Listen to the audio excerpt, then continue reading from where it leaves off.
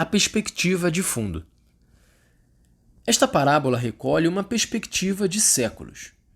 Pouco depois da narração da criação do mundo e do ser humano, a Bíblia propõe o desafio das relações entre nós. Caim elimina o seu irmão Abel e ressoa a pergunta de Deus: onde está Abel, teu irmão? A resposta é a mesma que damos nós muitas vezes: sou porventura guarda do meu irmão?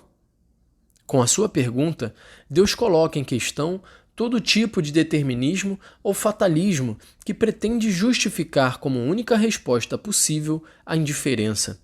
E, ao invés, habilita-nos a criar uma cultura diferente, que nos conduz a superar as inimizades e cuidar uns dos outros.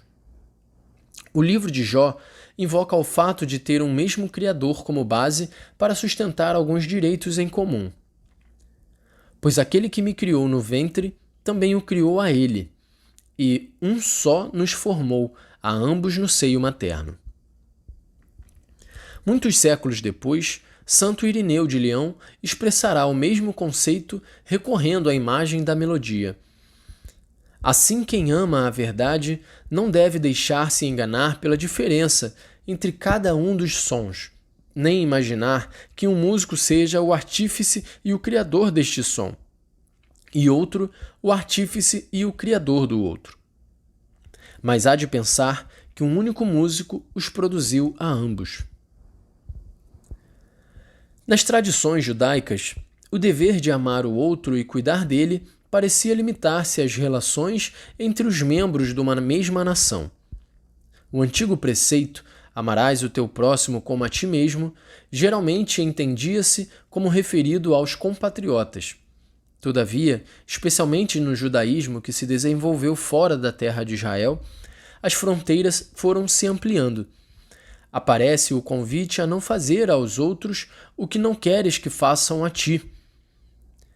E a propósito, dizia no século I o sábio Hillel: isto é a lei e os profetas, todo o resto é comentário. O desejo de imitar o comportamento divino levou a superar aquela tendência de limitar o amor aos mais próximos. A compaixão do homem tem por objeto o próximo, mas a misericórdia divina estende-se a todo o ser vivo. O preceito de Hillel recebeu uma formulação positiva no Novo Testamento. O que quiserdes que vos façam os homens, fazei-o também a eles, porque isto é a lei dos profetas. Mateus 7:12.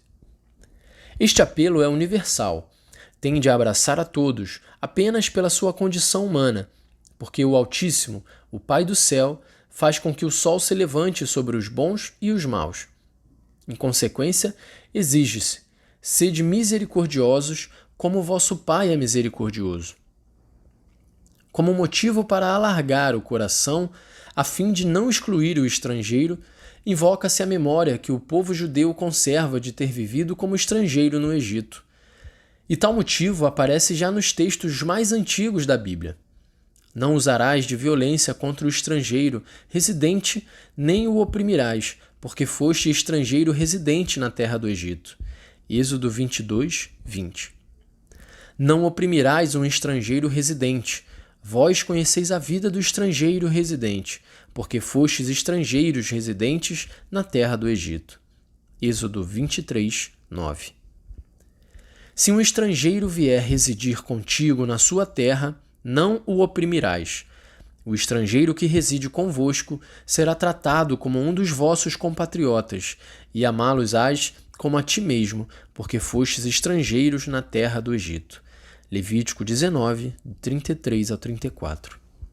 Quando vindimares a tua vinha, não rebusques o que ficou. Deixa-o para o estrangeiro, o órfão e a viúva. Lembra-te que foste escravo na terra do Egito. Deuteronômio 24, 21-22. No Novo Testamento, ressoa intensamente o apelo ao amor fraterno.